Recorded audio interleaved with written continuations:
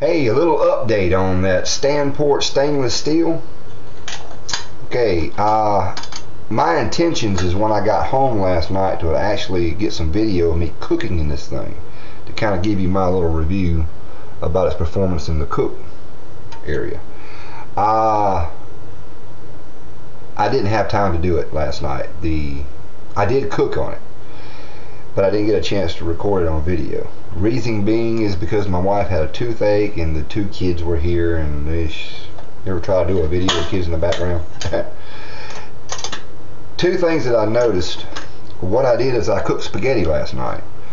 I used my Stanley Adventure Camp cook set with my improvised lid to cook the spaghetti noodles in. Did fabulous. I knew it would. It's Stanley. The Solo Stansport, I'll get it right, the Stansport, as I call it, Stansport, we'll call it that, performed real well too. But what I noticed, if you remember in the other video, the link's at the bottom for this review, this piece right here that normally flips over and goes to the handle, and I told you that it did not move. Well, it does, but it's locked in there. Mine was almost impossible to move.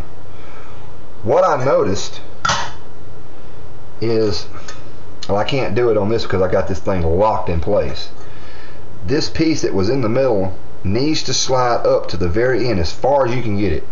The reason being is that this wire is latched into this piece here, and basically it's like a clothes hanger wire. I can show you better on the Stanley because it will do it. Let me get the cap off here. Stanley has this piece here that once you have it in the open position, it not only locks it in place, it locks in place anyway without it. Okay, you have to squeeze the handle to flip it. Okay, but to keep you from squeezing it accidentally, you slide this bar into place and it locks it. Now you can't squeeze the handle to close. You have to push it back, open it up, put your lid on.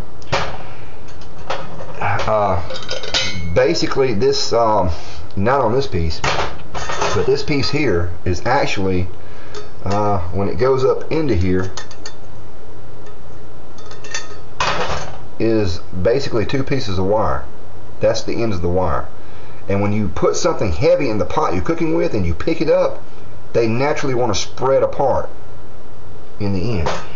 So the way, I guess, the way this thing was originally intended is that this piece is supposed to just slide back and forth effortlessly, but it doesn't.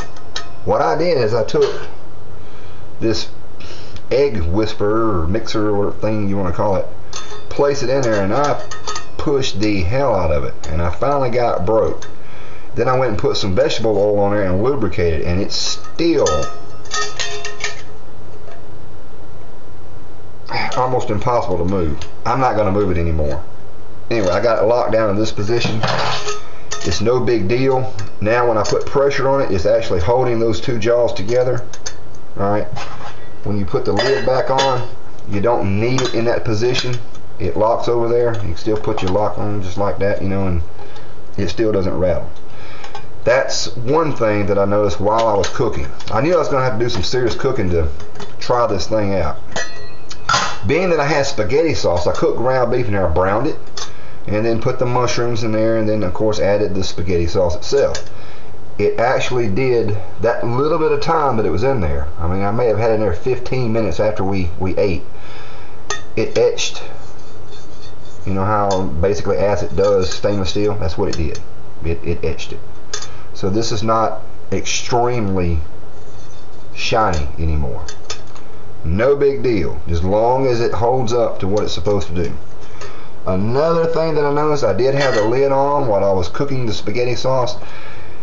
As close as that little knob is to this top, to this lid, you go to grab it, yeah, the pot grabber here is not hot, but your fingers get so close to this lid, you're going to burn yourself. This is actually too close to the lid.